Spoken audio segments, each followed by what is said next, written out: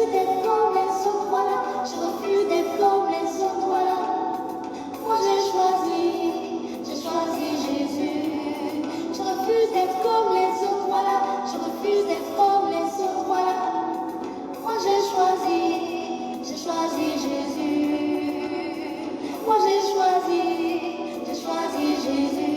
Et toi mon frère, moi j'ai choisi Jésus. Bien choisi Jésus. Moi j'ai choisi Jésus. Moi j'ai choisi Jésus. Moi j'ai choisi Jésus. Moi j'ai choisi Jésus.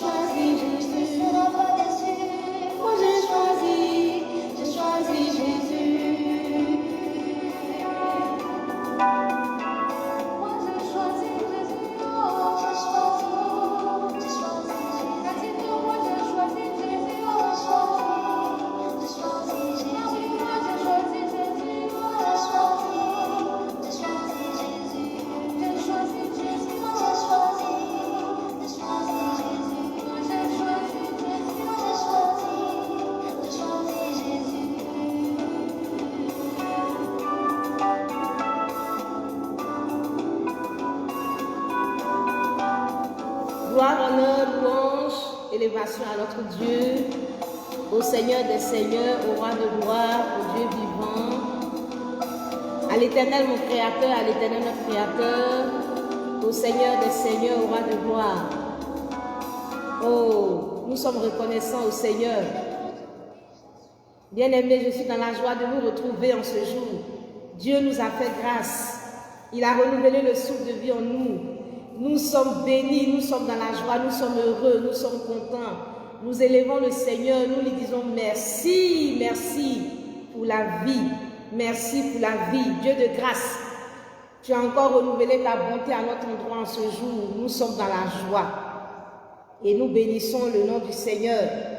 Nous sommes reconnaissants à Dieu pour tous ses bienfaits. Merci papa, merci papa. Merci infiniment, merci infiniment. Merci infiniment, merci infiniment, merci infiniment, merci infiniment. Merci notre Père et notre Dieu, merci notre Seigneur. Louange et élévation te soient rendues. Merci Papa. Gloire et honneur te soient rendus. À toi qui vis, soit honneur et gloire. Merci, merci infiniment. Béni sois-tu Papa. Béni sois-tu notre Seigneur. La gloire et l'honneur te soient rendus. Merci éternel. Merci. Merci au nom de Jésus. Merci, Papa. Bien-aimés du Seigneur, je suis dans la joie de vous retrouver, famille royale. Je suis au-delà Pélagie Adou. J'aime le Seigneur Jésus et je veux le servir de tout mon cœur. Et famille royale, je vous aime. Et chaque fois que le Seigneur me donnera l'opportunité de venir partager une nouvelle du royaume de Dieu avec la famille royale, c'est avec joie que je le ferai pour sa gloire. Je suis vraiment dans la joie, heureuse de vous retrouver en ce jour, heureuse de faire sa volonté et de partager encore sa parole avec vous. Bien-aimés du Seigneur, Abigail Sieso, Dieu te bénisse. Grâce Wana, Dieu te bénisse. Carole Déen, Dieu te bénisse. Tous les bien-aimés connectés, Genèse Lima, c'est le nom du Seigneur, Dieu te bénisse. Chante Onésime, Dieu te bénisse. Je salue tous les bien-aimés, Atubwali, Dieu te bénisse. Grâce Wana, Marie Abou, Dieu te bénisse. Ici Paul, Dieu te bénisse. Tous les bien-aimés, soyez bénis, que la grâce du Seigneur soit avec vous. Soyez bénis, bénis, bénis de l'Éternel. Soyez bénis, bénis, bénis de l'Éternel. Bien-aimés du Seigneur, on peut entendre une épouse qui a un conjoint violent dire « J'ai la foi que mon conjoint violent va changer, donc je reste dans ce foyer. Je ne pars pas, je ne m'enfuis pas, je ne fais rien, je reste. Je subis les coups parce que j'ai la foi, je sais qu'il va changer. » Bien-aimé, un conjoint peut dire « Je sais que mon épouse est violente, mais j'ai la foi, je reste avec elle parce que j'ai la foi qu'elle va changer. Bien-aimés du Seigneur, ce genre de propos, on l'entend généralement au milieu des enfants de Dieu. Mais même ceux qui ne sont pas véritablement enfants de Dieu, qui ne vont pas à l'église, ont aussi une foi basée peut-être sur leurs convictions, voilà, et ils croient que le conjoint ou la conjointe violente ou violent va changer et donc décide de rester dans ce foyer jusqu'à ce que ce conjoint-là change et qu'il revienne à de meilleurs sentiments. Je sais que mon époux, mon conjoint est violent, je sais que mon fiancé est violent, je sais que ma concubine est violente, mais je vais rester jusqu'à ce qu'il change, en tout cas. Je vais rester jusqu'à ce qu'il change. Bien-aimés du Seigneur, la Bible nous raconte l'histoire de l'apôtre Paul. Nous allons toujours nous inspirer des récits de la parole de Dieu pour à chaque fois ressortir une leçon que le Seigneur veut bien nous donner pour que cette leçon nous serve de source d'inspiration. Dans Actes chapitre 9, à partir du verset 23, la Bible nous raconte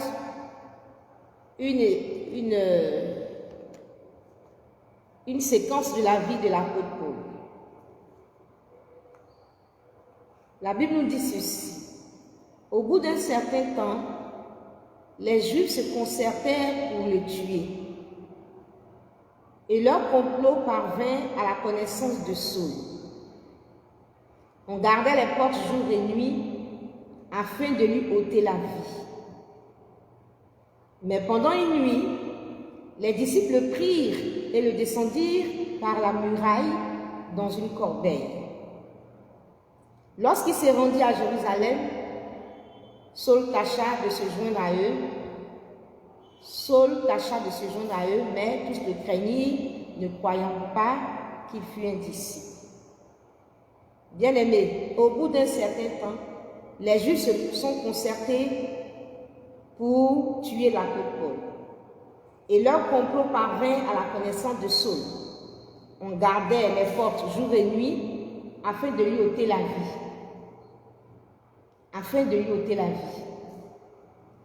Bien-aimés du Seigneur, l'apôtre Paul, Saul, est quelqu'un qui venait de vivre un miracle, une révélation vivante de Dieu. Dieu s'était révélé à lui. Il était en chemin, il approchait de Damas, et tout à coup une lumière est venue du ciel, a resplendi autour de lui. Il est tombé à terre, il a entendu une voix qui lui disait « Saul, Saul ». Bien-aimé, il venait de vivre une expérience surnaturelle extraordinaire, où une lumière qui est venue du ciel a resplendi autour de lui. Et il est tombé à terre et il a entendu une voix qui lui disait « Saul, Saul », qu'il appelait. Il a demandé « Qui es-tu, Seigneur ?» Et le Seigneur a dit qu'il est Jésus. Et il tremblait, il était saisi de froid. Et il demanda à Jésus, que veux-tu que je fasse? Et le Seigneur lui a dit d'entrer dans la ville et on va lui dire ce qu'il va faire. Bien-aimé, dans la ville, le Seigneur a envoyé un disciple pour prier pour lui. Le Seigneur a dit à l'apôtre Paul, Saul, en ce moment, le Seigneur a dit à Saul ceci. Tu es un homme, tu es un instrument que j'ai choisi pour porter mon nom devant les nations, devant les rois et devant les fils d'Israël. Tu es quelqu'un qui va porter mon nom, tu seras un instrument. Bien-aimé du Seigneur, l'apôtre Paul, quand il a fini d'expérimenter cette gloire, quand il a fini de vivre cette gloire, d'expérimenter une chose que tous n'ont pas encore expérimenté, voir une lumière qui resplendit, qui vient du ciel, une voix qui se fait entendre waouh, c'est quelque chose d'extraordinaire. Et on peut parler avec Jésus. En ce moment, Jésus n'était pas sur la terre. Il dit, mais c'est qui? Jésus dit, mais c'est moi, Jésus. Il a vécu cette chose extraordinaire, cette chose surnaturelle. Et Dieu parle de lui en disant qu'il sera un instrument dans les nations pour la gloire de Dieu. C'est après cela que les Juifs menacent de le tuer. C'est après cette expérience glorieuse et surnaturelle de Dieu que tout le monde n'a pas expérimenté, que des gens gardent les portes jour et nuit de la ville afin de lui ôter la vie. Donc Saul se retrouve face à une menace de mort. Saul se retrouve devant une certaine violence, devant une menace de mort. Et la Bible nous dit que pendant une nuit, les disciples le prennent et le descendent par la muraille dans une corbeille. Bien-aimé, Saul pouvait dire, moi, je viens de faire une expérience extraordinaire. Saul pouvait dire, moi je suis un homme, c'est vrai que je suis sur la terre, mais je suis un homme surnaturel. Saul pouvait dire, vous me voyez, en moi il y a l'Esprit de Dieu. Saul pouvait dire que moi Dieu a parlé sur ma vie, je vais faire des grandes choses. Je serai un instrument entre les mains de Dieu pour les nations. Donc, je n'ai pas peur de la menace, je n'ai pas peur de la violence, je n'ai peur de rien. Je vais braver ces personnes, ces Juifs qui étaient prêts à en découdre avec moi parce que Dieu a parlé sur ma vie, parce que moi seul, je vis des expériences extraordinaires, surnaturelles, Dieu est avec moi. Mais la Bible nous dit que face à cette violence, face à cette menace de mort, pendant la nuit, les disciples l'ont pris et l'ont descendu par la muraille dans une corbeille. Imaginez cet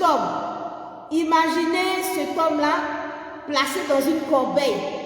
Et ils ont mis une corde et ils ont commencé sans doute à faire descendre Saul petit à petit jusqu'à ce qu'il arrive à terre. Parce qu'ils voulaient se cacher de ces personnes qui étaient à la porte.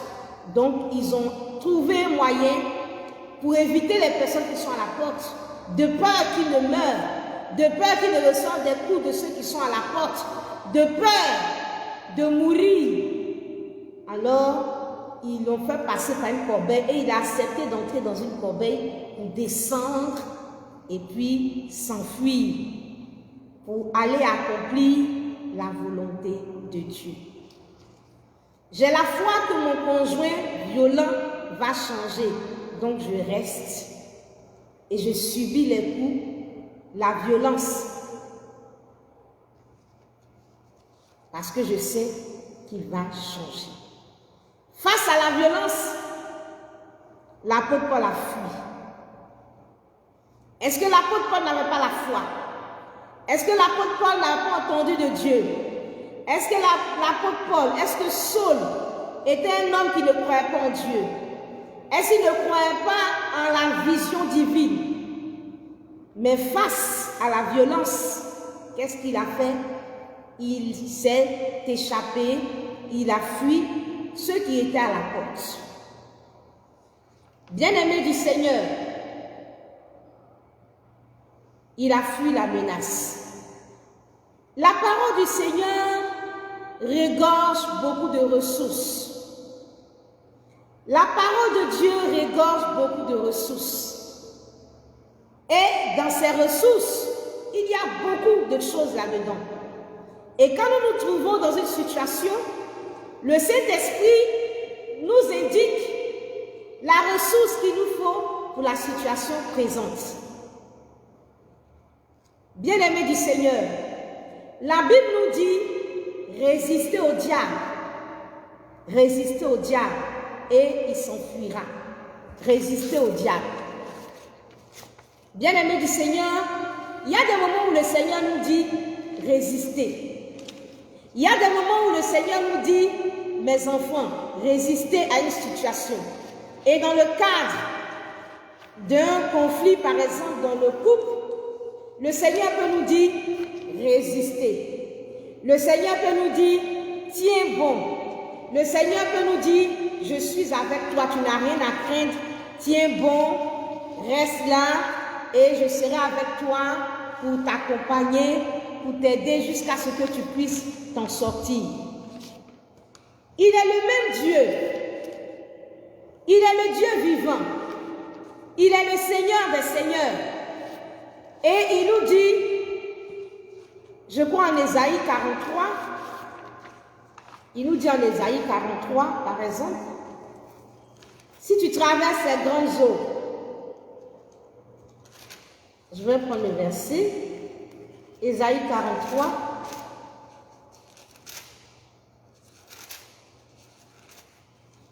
Ésaïe 43, il dit, si tu traverses les eaux, je serai avec toi. Et les fleuves, ils ne te submergeront point. Si tu marches dans le feu, tu ne te brûleras pas. Et la flamme ne t'embrasera pas. Car je suis l'Éternel ton Dieu, le Saint d'Israël ton Sauveur.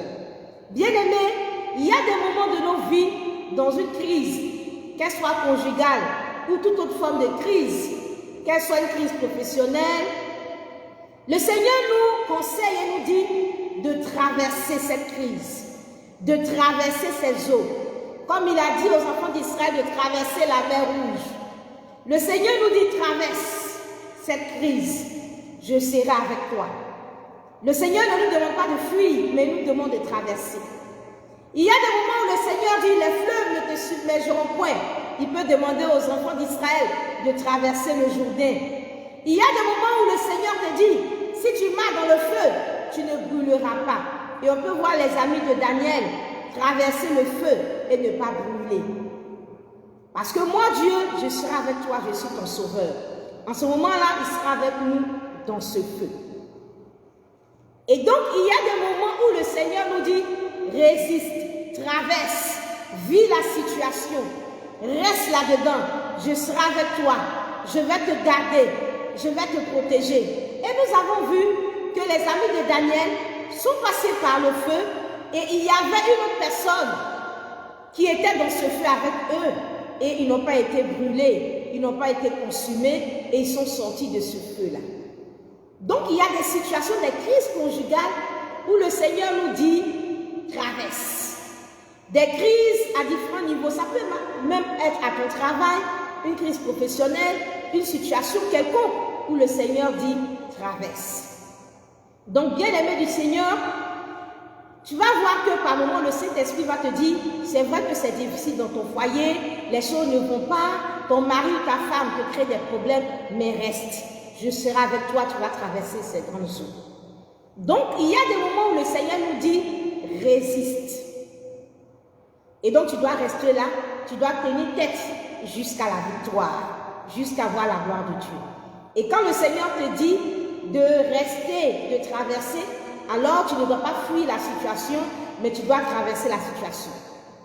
Parce que le Seigneur sera avec toi pour t'aider à t'en sortir, pour supporter la situation jusqu'à la fin. Comme quand il y avait l'ivraie dans la parabole du bon grain et de l'ivraie, nous avons vu que l'ennemi a semé l'ivraie et pendant que les serviteurs voulaient arracher l'ivraie, le Seigneur a dit non, laissez croître jusqu'à la moisson. Donc il y a des moments où le Seigneur te donne de traverser l'épreuve, de traverser la situation jusqu'à la victoire. Mais comme je l'ai dit, la parole de Dieu, il y a beaucoup de ressources là-dedans. Et selon les situations, on doit laisser l'éclairage du Saint-Esprit. C'est le même Seigneur aussi, qui des fois nous dit, résiste. Des fois aussi on peut entendre la voix de l'Esprit de Dieu qui nous dit à travers la parole de Dieu, fuis. Des fois le Seigneur nous dit, fuis. En Matthieu 10,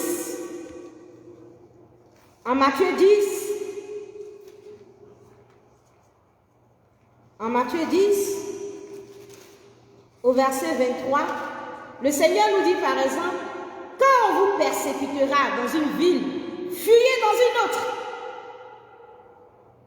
Quand on vous persécutera dans une ville, fuyez dans une autre. Fuyez dans une autre. Je vous le dis en vérité, vous n'aurez pas achevé de parcourir les villes d'Israël que le Fils de l'homme sera venu. Donc, bien-aimés du Seigneur, il y a des moments où le Seigneur nous dit traverse la situation. Et puis, il y a des moments où le Seigneur, face à une persécution, face à un mal, le Seigneur nous dit fuis. Fuis. Et en ce moment-là, la sagesse de Dieu voudrait qu'on puisse fuir la situation. La sagesse de Dieu en ce moment-là, c'est que nous puissions fuir la situation. Et en ce moment-là, si tu ne fuis pas, que tu restes, tu vas périr. Bien-aimé du Seigneur, en ce moment-là, la foi en Dieu voudrait qu'on fuit la situation.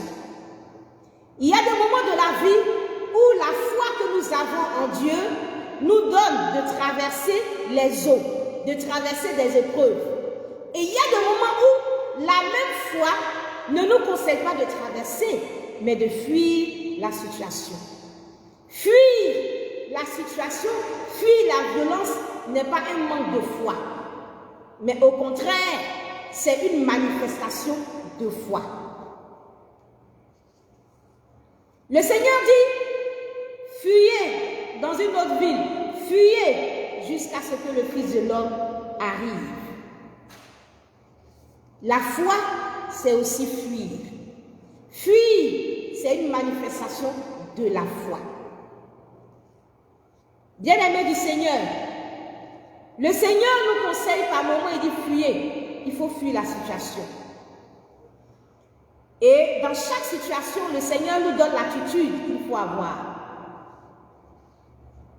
Il y a des moments où le Seigneur nous donne comme solution la fuite. Quand le danger menace, quand le danger est réel, quand la violence atteint une certaine proportion, devant la violence, la sagesse de Dieu voudrait qu'on prenne la fuite. Et la fuite est pour nous le chemin de la victoire. Bien-aimés du Seigneur, nous avons vu l'apôtre Paul, qui fuit. Est-ce parce qu'il manquait de foi? Non. Mais la situation qui prévalait, la violence que manifestaient ces personnes, avec le désir d'en découdre avec lui a donné de prendre une voie, pas de faire face à ces personnes, parce qu'il n'avait pas la capacité, Dieu n'avait pas disposé de capacité surnaturelle pour lui de faire face à ces personnes. Et donc sa foi, en tout cas, recommandait en ce moment-là qu'il puisse utiliser la sagesse, trouver une corbeille, entrer dans la corbeille et s'éclipser tout doucement sans que les gens qui le menaçaient le voient. Bien-aimés du Seigneur, nous avons vu dans les vidéos précédentes que Saül avait sa lance et il cherchait à en découdre avec David. Et puis, David a fui Saül. Nous avons compris que Saül manifestait cette violence parce qu'il avait un esprit impur. Et quand il était agité par cet esprit-là, il prenait la lance et il voulait frapper David. Et David se détournait, il se détournait. Et à un moment donné, la menace était telle que David a fui. David a fui. Et je veux dire à quelqu'un que j'ai pris la situation de David et de Saül comme une relation entre deux personnes, entre deux frères, une relation conjugale entre un conjoint et une conjointe. Et donc, à partir de leur relation, nous essayons de sortir une idée. Est-ce que David, qui peut représenter ici un conjoint qui subit des violences ou une conjointe qui subit des violences, est-ce que David fuit parce que David ne croit pas qu'il peut changer? Est-ce que David fuit parce que David n'a pas la foi dans le changement de Saül? Mais qu'est-ce que David fait? La Bible nous dit que David a fui pour sauver sa vie. David a fui pour échapper à la violence. Donc le fait de fuir par la volonté de Dieu n'est pas un manque de foi, mais c'est une manière pour le Seigneur de nous sauver et de nous mettre à l'abri. Avoir la foi n'est pas toujours traverser l'épreuve. Des fois, la foi voudrait qu'on puisse s'éclipser, ne pas faire face à certaines situations, mais se détourner de la situation, fuir la situation. Bien-aimés du Seigneur, bien-aimés du Seigneur, quand la Bible nous dit en Proverbe 21, je l'ai déjà donné la dernière fois, en Proverbe 21, le verset 9, quand la Bible nous dit que mieux vaut habiter à l'angle d'un toit que de partager la demeure d'une femme querelleuse, je pense que c'est la parole de Dieu qui le dit. Je pense que c'est Dieu qui le dit. Donc ce n'est pas quelqu'un qui manque de foi, qui cherche à vivre, à habiter à l'angle d'un toit au lieu de partager la demeure d'une personne querelleuse. Bien-aimés du Seigneur, quand la parole de Dieu nous dit mieux vaut habiter dans une terre déserte, c'est-à-dire il n'y a personne, qu'avec une femme querelleuse et irritable. Mieux vaut habiter dans une terre déserte qu'avec une personne querelleuse et irritable. C'est la parole de Dieu qui nous dit mieux vaut être là où il n'y a personne qu'habiter avec une personne qui est irritable et querelleuse. Bien aimé, c'est la parole de Dieu qui nous le dit. C'est la parole de Dieu qui nous le recommande. Et la personne qui applique ce passage ne souffre pas de problème de foi. Mais au contraire, c'est sa foi qui recommande à cette personne de chercher à habiter dans une terre déserte qu'avec une personne querelleuse, une personne violente. Donc il y a des moments où la foi me dit, faut aller te mettre quelque part seul au lieu d'habiter avec une personne violente. Je vis avec une personne violente, une personne qui me bat, une personne qui me frappe, une personne qui me blesse, une personne qui fait couler mon sang. Et ici, ma foi me dit, mieux vaut habiter dans une terre déserte qu'avec une personne qui est violente. Donc en ce moment-là, ma foi me donne de me mettre à l'abri de cette personne violente. Et donc, je peux dire qu'un célibataire violent n'est pas mariable jusqu'à sa délivrance. Un célibataire violent n'est pas mariable jusqu'à sa délivrance. Un conjoint violent ou une conjointe violente n'est pas vivable jusqu'à sa délivrance. Un conjoint violent est invivable jusqu'à sa délivrance. Maintenant, il y a des témoignages, des gens qui disent qu'elles ont vécu, par exemple, ou ils ont vécu avec des personnes violentes et le Seigneur leur a dit de rester avec ces personnes violentes. Et ça, ce sont des exceptions. Et comme j'ai dit, le Saint-Esprit peut te dire, reste dans ton feu et tu vas t'en sortir. Mais ça, ce sont des exceptions et c'est chacun qui prend sa responsabilité devant Dieu selon que Dieu vraiment la conduit. Mais l'exception ne fait pas la règle. En règle générale, le principe voudrait que face à la violence, on puisse se détourner, on puisse fuir. Maintenant, si dans ta relation avec Dieu, pour ta situation particulière, le Saint-Esprit voudrait que tu restes avec cette personne violente et subisse ses coups, je suppose que malgré ces coups-là, tu vas vivre jusqu'à voir la gloire de Dieu. Mais moi, je suis en train de donner le principe.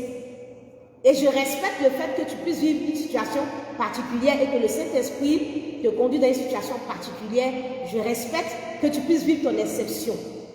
Mais moi, je suis en train de donner ici le principe. Je suis en train de donner le principe. Mieux vaut vivre dans une terre déserte qu'avec une personne querelleuse, avec une personne violente. Bien-aimés du Seigneur, Bien-aimé du Seigneur, le roi Saül était un homme violent et par sa violence, il était capable de prendre la lance et frapper David. Il était capable donc de frapper David. David était une personne qui était une bénédiction pour lui. David était une source de bénédiction pour lui. David était quelqu'un que Dieu utilisait pour le bien de sa vie. Et il peut représenter une conjointe par exemple. Et je peux dire que David représentait symboliquement ici la conjointe par exemple de Saül. Et donc, Saül, cet homme à l'esprit impur, était capable de prendre dans ses excès de colère, sous l'excitation de cet esprit impur, il pouvait prendre une lance et puis frapper David, dans l'intention même de tuer David. Donc, sous l'excitation de cet esprit mauvais, Saül pouvait frapper et tuer cette personne même qui était une bénédiction pour sa vie. Cette personne qui pouvait l'honorer, cette personne qui pouvait lui faire du bien. Et donc, cet esprit impur-là pouvait pousser Saül à commettre l'irréparable.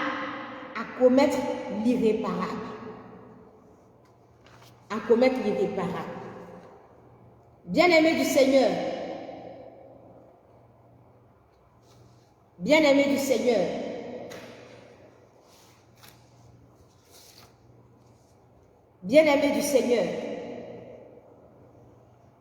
je veux dire à quelqu'un que celui qui fuit n'a pas un problème de foi. Celui qui fuit de situation n'a pas un problème de foi. La Bible nous dit que Saül avait un esprit impur. Et face à cet esprit impur, il fallait que David, qui au début se détournait, puisse fuir. Parce que cet esprit impur allait pousser Saül à tuer David. Et donc, il fallait que David puisse fuir la situation. En Matthieu, le chapitre 8, il est question ici du démoniaque de Gadara. La Bible nous dit que lorsque Jésus fut à l'autre bord, dans le pays des Gadaréniens, deux démoniaques sortant des sépulcres vinrent au-devant de lui. Ils étaient si furieux que personne n'osait passer par là. La Bible nous dit que c'était des démoniaques. Ils étaient possédés, ils avaient des esprits impurs. Ils étaient si furieux, ils étaient si violents que personne n'osait passer par là. Bien-aimé, quelqu'un pouvait dire, comme moi j'ai la foi, je vais passer par là. Mais la Bible nous dit, parce qu'ils étaient violents, personne n'osait passer par là. Donc, refuser de demeurer, d'habiter, de rester avec une personne violente n'est pas preuve de manque de foi. Ils étaient si violents que personne n'osait passer par là. Parlons toujours de ces démoniaques de Gadara qui avaient un esprit qui était violent. La Bible nous dit ceci, en Marc le chapitre 5. La Bible nous dit ceci, que cet homme était possédé d'un esprit impur. Cet homme avait sa demeure dans le sépulcre et personne ne pouvait plus le lier, même avec une chaîne. Car souvent, il avait eu les fers aux pieds et avait été lié de chaînes. Mais il avait rompu les chaînes et brisé les fers et personne n'avait la force de le dompter. Il était 178 jours dans les sépulcres, etc., etc. Ayant vu Jésus de loin, il a couru se prosterna devant lui. Il s'écria d'une voix forte, « Qu'y a-t-il entre moi et toi, Jésus, fils du Dieu très haut? Je t'en conjure au nom de Dieu, ne me tourmente pas. » Car Jésus lui disait, « Sors de cet homme, esprit impur, sors de cet homme, esprit impur. » Et il lui demanda, « Quel est ton nom? Légion est mon nom, lui répondit-il, car nous sommes plusieurs. » Et il le pria instamment de les envoyer hors du pays. Il y avait là vers la montagne un grand troupeau de pourceaux qui paissaient et les démons le prièrent, disant, « avant-nous dans ces pourceaux afin que nous entrions en eux. Il le leur permit et les esprits impies sortis, entrèrent dans les pourceaux et le troupeau se précipita des ponts escarpés dans la mer et il y en avait environ 2000 et ils se noyèrent dans la mer. Ceux qui les faisaient perdre s'enfuirent et répandirent la nouvelle dans la ville et dans les campagnes, les gens allèrent voir ce qui était arrivé. Ils vinrent auprès de Jésus et ils virent le démoniaque, celui qui avait eu la légion, assis, vêtu et dans son bon sens, et il fut saisi de frayeur. Bien-aimé du Seigneur, ce démoniaque, cet homme qui était possédé de cet esprit impur qui le rendait violent, était tellement violent que personne n'osait passer par là. Jusqu'à ce qu'il puisse faire la rencontre de Jésus. Quand il a rencontré Jésus, la Bible nous dit qu'il s'est prosterné devant Jésus. Cet homme à l'esprit impur s'est prosterné devant Jésus. Et pour nous, un homme à l'esprit impur qui se prosterne devant Jésus, c'est un homme qui fait la rencontre avec Dieu. C'est un homme qui est possédé d'un esprit de violence et qui, à un moment donné, rencontre Dieu. Cet homme-là était un vivant. Personne n'osait passer par là. Personne n'osait vivre avec lui. Personne ne pouvait vivre avec lui. Jusqu'à ce que cet homme-là rencontre Jésus. Quand il rencontre Jésus, il se procède devant Jésus. Son âme se procède devant Jésus. Son caractère se procède devant Jésus. Sa vie est procédée devant Jésus. Il le reconnaît comme Seigneur. À partir de là, le Seigneur Jésus chasse cet esprit impur. Chasse cet esprit impur. Voyez la violence même de ces esprits-là. Quand ils sont chassés, ils sont envoyés dans les pourceaux. Il les précipite dans la mer et il se noie. Tellement que cet esprit est violent. Et donc, prosterné devant Jésus, délivré, cet esprit-là est parti. Cet homme-là maintenant n'a plus cet esprit impur. Alors cet homme-là retrouve son bon sens. Cet homme-là maintenant est assis, il est vêtu, il est dans son bon sens. Quand l'esprit impur était dans sa vie, il ne pouvait pas être dans le bon sens. Il ne pouvait pas raisonner comme il se devait. La violence était son raisonnement. La violence était son mode de fonctionnement. La violence était... c'est avec la violence qu'il fonctionnait. La violence était sa manière de vivre, son mode de vie. La violence était ce qui était normal dans sa vie. Parce qu'il était commandé par cet esprit mauvais. La violence était pour lui quelque chose de normal. Il ne pouvait pas se défaire de la violence. Il fonctionnait par la violence parce que cet esprit-là dominait sa vie. Cet esprit impur. Et lorsqu'il rencontre Jésus et qu'il se prosterne devant Jésus, alors Jésus chasse cet esprit. Et quand Jésus chasse cet esprit, il revient à la normale. Et écoutez mon bien-aimé du Seigneur. Quand maintenant l'esprit est parti, qu'il est l'homme maintenant normal, qu'est-ce qui se passe? La Bible nous dit ceci. Comme il montait dans la barque, comme Jésus montait dans la barque, Jésus a fini sa délivrance, donc Jésus monte dans la barque, Jésus retourne. Celui qui avait été démoniaque, c'est-à-dire celui qui était possédé avant par cet esprit impur, mais qui n'a plus l'esprit impur, celui qui avait été démoniaque, demande la permission à Jésus de rester avec lui. Oh Jésus, je veux rester avec toi. La Bible nous dit Jésus ne le lui permet pas, mais il lui dit, va dans ta maison, vers les tiens et raconte-leur tout ce que le Seigneur t'a fait et comment il a eu pitié de toi. Il s'en alla et se mit à publier dans la Décapole tout ce que Jésus avait fait pour lui et tous furent dans l'étonnement. Bien-aimés, rappelez-vous que lorsque l'esprit impur était en lui, la Bible nous dit que personne n'osait passer par là. C'était quelqu'un qui était invivable. Celui qui s'amusait à passer par là allait payer au prix de sa vie.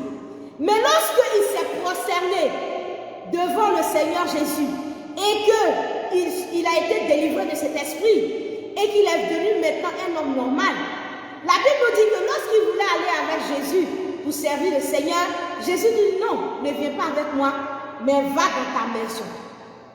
Va dans ta maison, reste dans ta maison. Et dans sa maison, il y a quoi? Il y a son épouse. Dans sa maison, il y a quoi? Il y a ses enfants. Dans sa maison, il y a quoi? Il y a ses frères et sœurs. Et le Seigneur te dit, va, retourne à ta vie de famille. Vis avec ton épouse. Réjouis-toi avec elle. Réjouissez-vous ensemble. Soyez heureux. Bénissez le Seigneur. Et donc, quand cet esprit a été chassé, il a pu maintenant revenir à une vie de couple. Il a pu maintenant connaître une vie conjugale normale. Mais au moment où l'esprit était en lui, il ne pouvait pas avoir une vie conjugale. Il était invivable. Et je vais dire à quelqu'un que quand quelqu'un a un esprit de violence, quand quelqu'un est violent, il n'est pas mariable jusqu'à sa délivrance. Quand un célibataire est violent, un esprit de violence, il n'est pas mariable jusqu'à sa délivrance. Quand un conjoint est violent, il n'est pas vivable jusqu'à sa délivrance.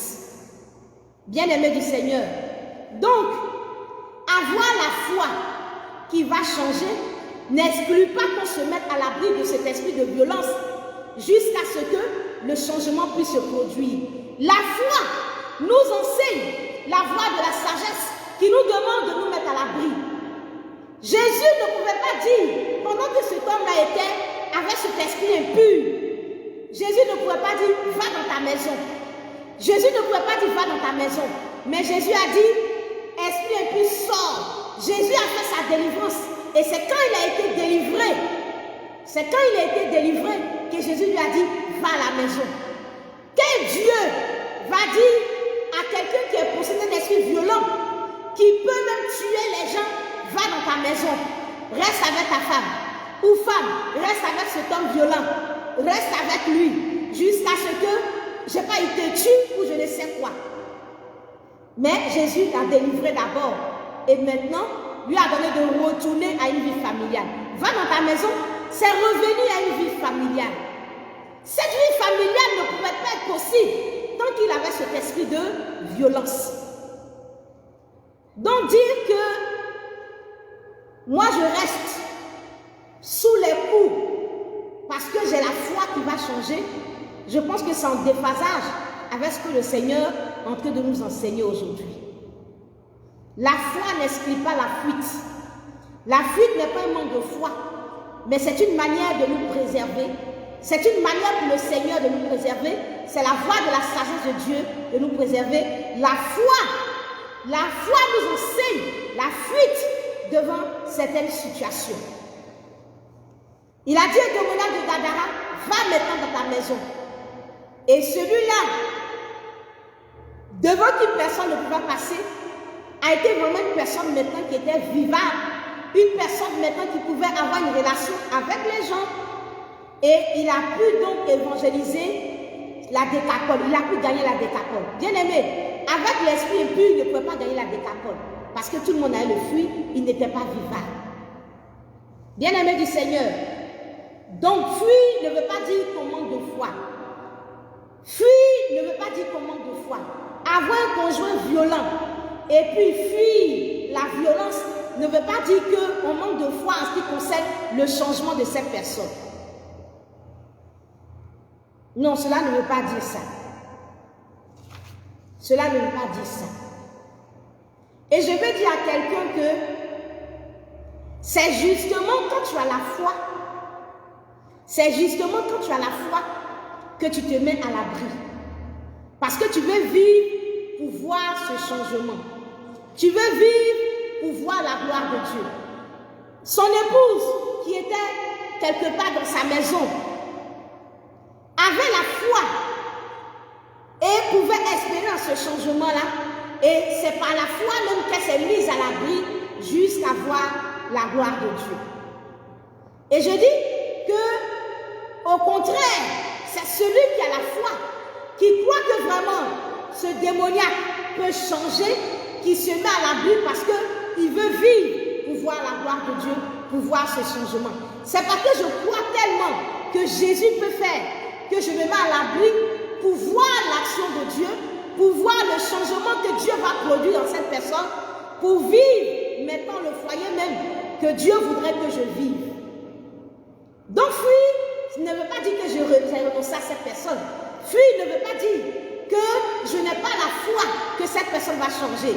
Mais au contraire, c'est la foi que j'ai en Dieu la foi que j'ai en la puissance de Dieu pour opérer ces changements à cette personne qui me demande de me mettre à l'abri pour vivre, pour voir la gloire de Dieu. Mais si je suis restée en train de subir les coups de ces démoniaques, qui est lui-même sous l'empire de cet esprit, et donc qui ne se contrôle pas, et qui va me donner des coups, et si je suis morte, à quel moment je vais voir la gloire de Dieu? Ma mort ne peut pas me donner de voir la gloire de Dieu. C'est la vie qui me donne de voir la gloire de Dieu. Et donc, je me mets à l'abri pour que je vive pour voir la gloire de Dieu. Non, je ne mourrai pas, je vivrai pour raconter les œuvres de l'Éternel. Non, je ne mourrai pas, je vivrai pour voir la gloire de Dieu. Non, je ne mourrai pas, je vivrai pour voir l'action que le Seigneur va opérer dans la vie de cet homme. Non, je ne mourrai pas, je vivrai pour voir la puissance de Dieu être en œuvre dans la vie de cet homme, pour voir le changement dans la vie de cet homme, pour que je puisse rendre gloire à Dieu. Non, je me mets à l'abri de la violence pour vivre, pour voir la gloire de Dieu.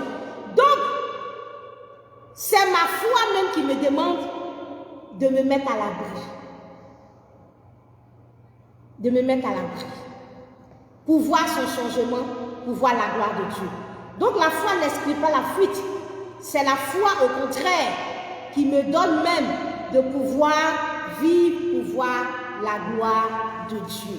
Pour voir la gloire de Dieu. Bien-aimés du Seigneur, bien-aimés du Seigneur, le Seigneur nous recommande souvent de nous mettre à l'abri, de fuir la situation, parce que peut-être que la situation va prendre un temps avant d'être corrigée. Et avant que la situation ne soit corrigée, nos vies ne doivent pas être exposées.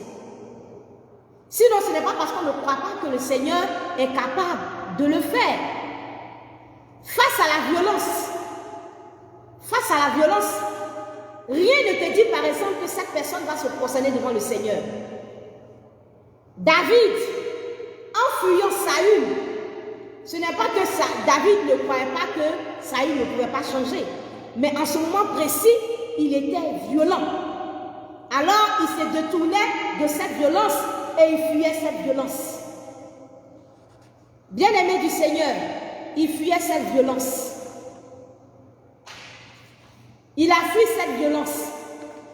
Mais je vais vous dire que pendant que David fuyait la violence, David n'avait pas renoncé à Saül.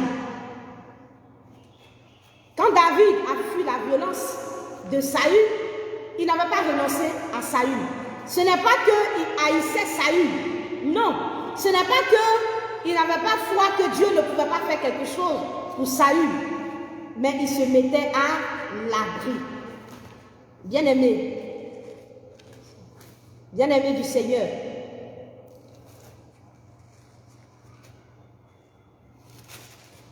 La Bible nous dit que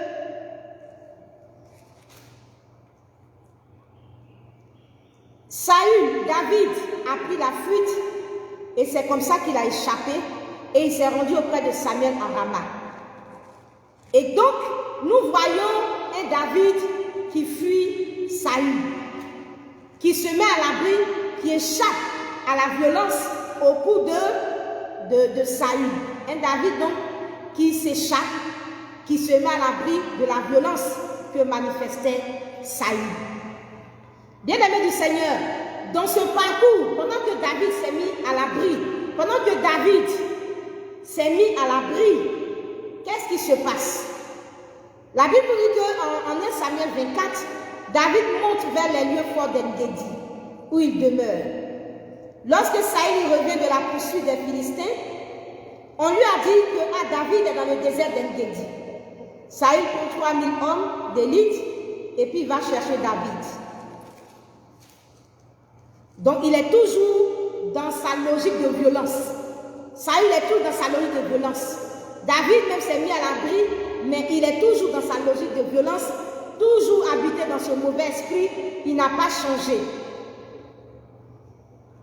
Et Saül poursuit David. La Bible nous dit que Saül arrive à des pas de brebis qui étaient près du chemin. Là, il se trouve une caverne, il entre pour se couvrir les pieds. David et ses gens étaient au fond de la caverne. Les gens de David disent à David, voici le jour où l'Éternel te livre. L'Éternel te dit, je livre ton ennemi en tes mains, traite-le comme bon te semblera. David se leva et coupa tout doucement le pan du manteau de Saül. Et après cela, etc., son cœur battit parce qu'il avait coupé le pan du manteau de Saül. Il dit à ces gens que l'Éternel me garde de commettre contre mon Seigneur, loin de l'Éternel, une action telle que de porter ma main sur lui, car il est loin de l'Éternel. Par ces paroles, David arrêta ces gens et les empêcha de se jeter sur Saül. Donc on voit un David qui a fui Saül, on le voit, il a fui la violence, mais on ne voit pas quelqu'un qui a de mauvaises dispositions contre Saül. Donc on ne voit pas quelqu'un qui a la haine pour David. On ne voit pas qui pour Saül. On ne voit pas un David qui a la haine pour Saül. On ne voit pas un David qui va en découdre avec Saül. Mais on voit juste un David qui a juste fui la violence. Et voici, il a l'opportunité ici de faire du mal à Saül, mais il refuse de faire du mal à Saül. Et après cela, par ses paroles, David arrêta ses gens et les empêcha de se jeter sur Saül. Puis Saül se leva pour sortir de la caverne et continua son chemin. Après cela, David se lève et sort de la caverne et se met alors à crier après Saül. Ô roi mon Seigneur, Saül regarda derrière lui et David s'inclina le visage contre terre et se prosterna. David dit à Saül, pourquoi écoutes-tu les propos des gens qui disent, voici David cherche ton malheur. Tu vois maintenant de tes propres yeux que l'Éternel t'avait livré aujourd'hui entre mes mains dans la caverne. On m'incita à te tuer, mais je t'ai épargné. Et j'ai dit, je ne porterai pas la main sur mon Seigneur, car il est loin de l'Éternel. Bien-aimé du Seigneur, on voit un David qui a fui la violence de Saül, mais qui en vérité n'en veut pas à Saül, mais au contraire même, qui espère et qui souhaite même que Saül puisse changer de vie. Puisque là, la Bible nous dit quoi? Il s'est incliné, il s'est prosterné. Donc il avait toujours un profond respect pour Saül. Il avait une profonde considération pour Saül. Et je peux dire, il avait toujours même de l'amour pour Saül. Mais il savait que Saül était violent. Et il savait que s'il restait auprès de Saül, il pouvait subir des coups de Saül. Et donc, il a juste fui pour se mettre à l'abri simplement de cette violence. Donc, la sagesse voudrait que devant cette personne violente, on puisse se mettre à l'abri. Cela ne veut pas dire qu'on a renoncé à cette personne. Cela ne veut pas dire qu'on n'a pas la foi que cette personne va changer. Dans le cas du démoniaque de Gadara, on voit bien qu'il s'est prosterné devant le Seigneur Jésus. On voit bien qu'il a changé de vie et on voit bien qu'il est retourné à une vie conjugale normale. Il est retourné à sa maison et s'il est retourné à sa maison, donc sa maison a commencé à battre à un rythme de vie normal et sa maison a commencé à connaître l'ambiance d'une vie normale. Dans le cas de Saül, dans sa relation avec David, que je prends comme une relation conjugale, nous voyons que pendant toute la vie de Saül, il n'est resté qu'à poursuivre David, il n'a pas changé de vie. Il n'a pas changé de vie jusqu'à sa mort. Jusqu'à sa mort. Et on voit que Saül, David est resté de bonne disposition parce que même à sa mort, David a chanté un cantique, tout ça en l'honneur de Saül. Donc, ce n'est pas quelqu'un qui veut du mal à l'autre, qui fuit, mais c'est quelqu'un qui se met à l'abri. Et je veux dire à une femme, je veux dire à un homme, à quelqu'un qui subit des violences conjugales, qu'est-ce que tu en sais si cette personne va changer ou pas? Qu'est-ce que tu en sais si cette personne va changer ou pas? Tout est entre les mains du Seigneur. Toi qui es cette personne qui vit cette violence, la sagesse voudrait que tu te mettes à l'abri et crois en ce changement, aie la foi en ce changement. Mais tu peux te retrouver devant David avec Saül, une personne qui ne va pas changer. Mais tu peux avoir aussi la grâce d'être cette épouse de ces démoniaques de Gadara et qui va te retrouver avec un homme qui a manifesté de la violence et qui à un moment donné a procédé son âme devant le Seigneur Jésus et qui a laissé le Seigneur opérer dans sa vie. Il a reçu la délivrance. Alors cette personne peut retrouver sa famille et vivre une vie de famille à la gloire du Seigneur. Femme, qu'est-ce que tu en sais? Si tu as la foi pour qu'il change, parce qu'il va changer, c'est une très bonne chose. Mais ta foi n'exclut pas te mettre à l'abri pour échapper à la violence, jusqu'à ce que tu puisses voir la gloire de Dieu. Ta foi n'exclut pas que tu te mettes à l'abri pour qu'il puisse changer. Donc fuis. Ce n'est pas un manque de foi, c'est la sagesse de Dieu. Et c'est la foi qui nous encourage, qui nous enseigne à fuir devant la violence. Le Seigneur a dit, là où on vous persécute, fuyez. Quelques villes où on vous persécute, fuyez. Jusqu'à ce que le Seigneur vienne. Donc la femme, l'épouse, je peux supposer que l'épouse de ce démon-là de Gadara a fui jusqu'à ce que le Seigneur vienne. Elle a fui la violence. Elle a fui la violence jusqu'à ce que le Seigneur vienne. Et quand le Seigneur est venu dans sa vie, alors elle a eu son mari et ils ont commencé à vivre cette vie glorieuse, merveilleuse. Bien-aimé, rien ne dit que quand tu seras en train de partager ta demeure avec cette personne violente, rien ne dit que tu vas vivre pour voir la gloire de Dieu. Si tu as la foi, en dehors d'une orientation particulière, en tout cas du Saint-Esprit, en dehors d'une situation particulière dont toi-même tu peux prendre la responsabilité, le principe voudrait que devant une personne violente qui te bat, qui te donne des coups, qui fait couler ton sang, que tu te mettes à l'abri. Et si tu as la foi qui va changer, alors ce n'est pas le fait de te déplacer, le fait de fuir la situation qui va empêcher le Seigneur d'agir. Mais bien au contraire, le fait même de te mettre en dehors des coups, c'est une situation où même tu vas avoir toute la lucidité, tu vas avoir toute la force, toute la tranquillité et le calme pour prier jusqu'à voir la gloire de Dieu.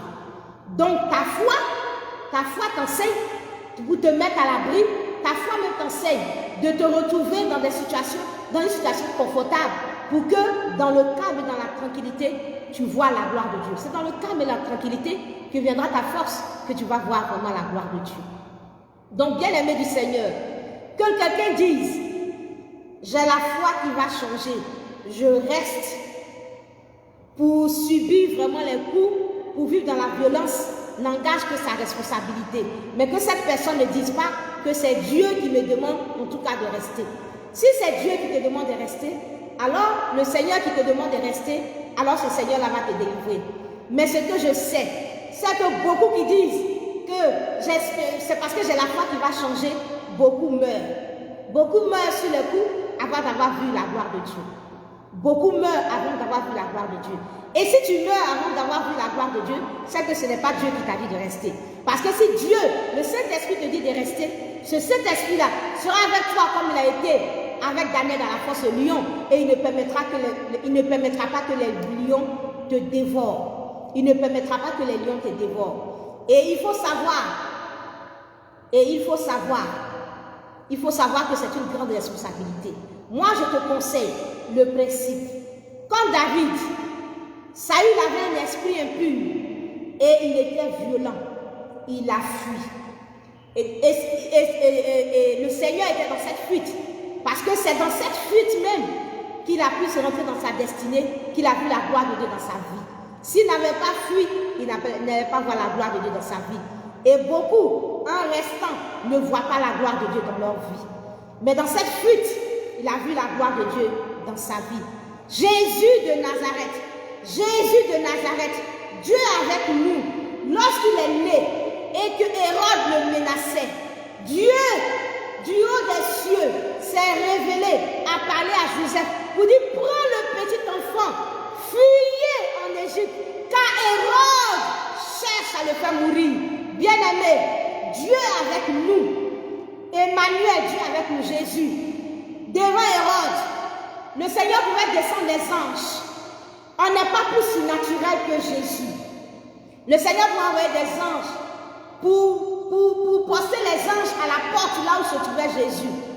Mais le Seigneur, l'éternel Dieu, a dit à Joseph, prends le petit enfant, fuis en Égypte jusqu'à ce qu'Hérode meure.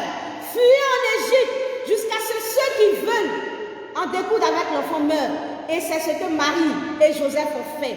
Ils ont fui, ils se sont mis à l'abri jusqu'à ce qu'Hérode meure.